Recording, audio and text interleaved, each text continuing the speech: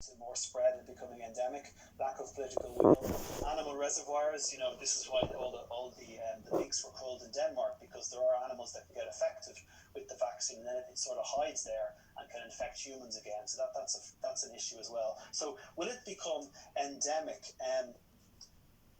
Let me just put on this. This maybe is a bit complicated, but some people might appreciate this. This is kind of like a flow chart in terms of what might happen, and therefore how we answer this question. So the really best scenario is just following the outside boxes here. So does immunity from vaccines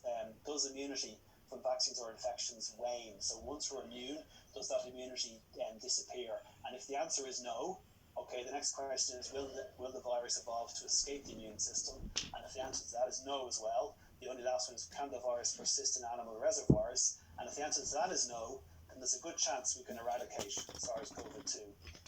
If all of these are no, but it can actually persist in animal reservoirs, then that's a concern, because the virus could spill back into people and cause future outbreaks. So there's all these kind of decision tree things here. And I suppose the worst flow is this one here. So does immunity from the vaccines wane? Yes.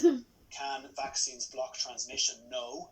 Can vaccines prevent severe illness? No. And in that case, the virus would continue to circulate and could continue to cause severe illness. Now, we know so far the evidence is the vaccines do prevent severe illness, so that's good. And so it's quite a complicated question to answer. Will the virus become endemic, and will we need to get vaccines every year? It could be that the virus will be similar to flu, and so flu is seasonal, and we do have to get vaccinated. So far, you would have to say that the COVID-19 vaccines, at this stage, look a lot better than the flu vaccines would have looked at this stage. And the virus is more stable than flu. It doesn't change as much as flu, which means the vaccines might be effective for longer. Or it could be like measles. The measles vaccine is really effective if people take it. And so measles can be eradicated by vaccination, and if everyone's getting vaccinated. But of course, the problem there is that there was a couple of years ago, in 2018, there was a resurgence of measles, and 140,000 people died. And that was mainly because of people being hesitant and resistant to the measles vaccine. So, it depends really on how people respond to vaccination and how the virus responds to vaccination, whether in fact the virus will become endemic or not. So the short answer is we don't know yet if we'll have to take vaccines regularly. It could be that your immunity to the virus lasts for 3 years or 4 years, and then we'll work that out as we go on, and then we'll have the vaccines to re-give to people. Did you want to say anything, Loxley, about that? Yes, Andy, let me just come in quickly, just on two quick points. That the term endemic means that the vaccine is that the vaccine is in the population at a constant level, right? Now, the best way for the vaccine to become endemic here is if we cannot get the transmission down to zero. Right? It's something to think about. One of the reasons why these variants will show themselves the more and more there is transmission. And that's one of the reasons why we need to protect ourselves against the infection with SARS coronavirus 2. So we need to reduce the incidence, the number of new cases, the number of persons who are infected, so that the chance of new variants developing becomes less and less. Yeah. That's one thing. The other thing I want, and that is very important, that is why it's very important to heed public health advice. The second thing that I want to point out is animal reservoirs. That this virus was first transmitted from a non-human animal to human beings. So we must think that it can go back and establish itself in animal populations. And we do have evidence for that. There's transmission from humans to mink in Denmark, and there's also transmission back. The domestic cat. Cats have been infected with this virus, and they have transmitted it to other cats.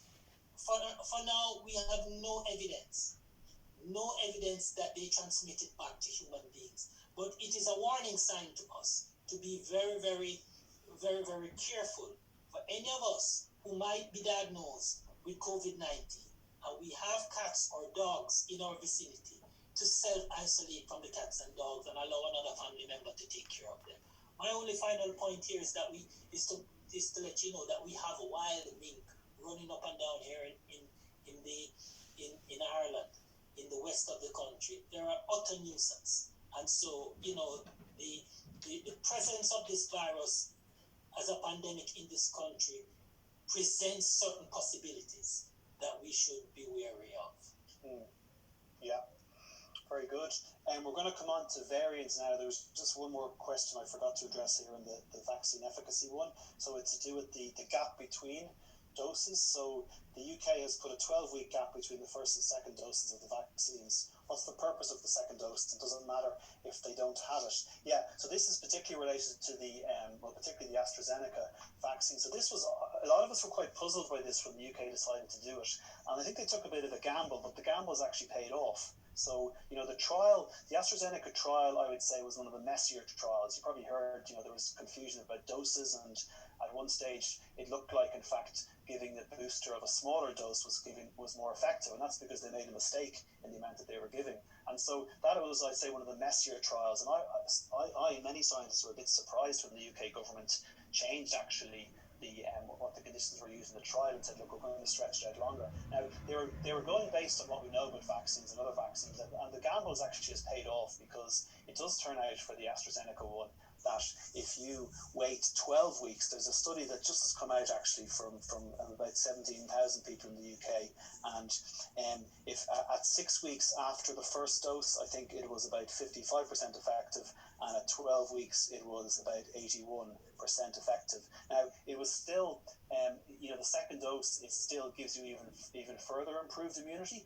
So with the Pfizer and Moderna ones, they're also 2-dose vaccines, and it also looks like if you extend out the time between the doses, you do get quite a lot of good protection. But we don't know how long that protection lasts, and nobody is saying that you shouldn't take the second dose, because it's a way of making the vaccines go further. We can distribute them more rapidly. So with the Pfizer Moderna one, for example, I think it's something like, if you after the first dose, after a number of weeks, it's maybe 85% effective, and then once you take the second dose, it's up to 95%. So right. You get more protection. If I can just inject something here, that these vaccines were trialed to be 2-dose vaccines, but I don't want anybody to believe that it is necessarily unscientific.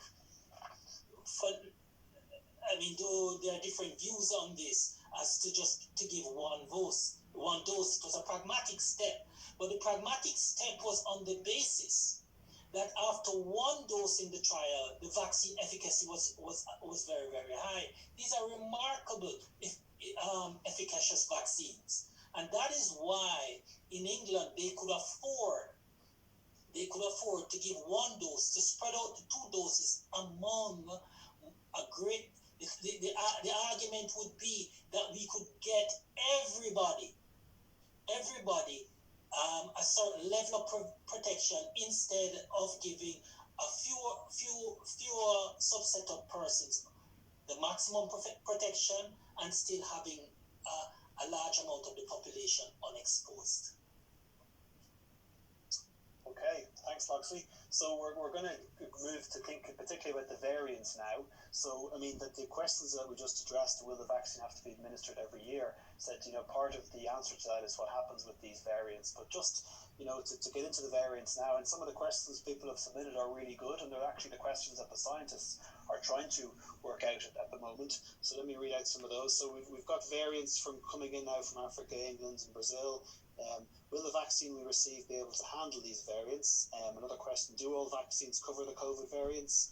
Will we have to get a different vaccine in order to cover the variants? Are there likely to be contained new variant strains, and will that necessitate more vaccines? So quite a few questions on that, all related to this issue of how the vaccines will perform against the variants. So there's a couple of things to say here.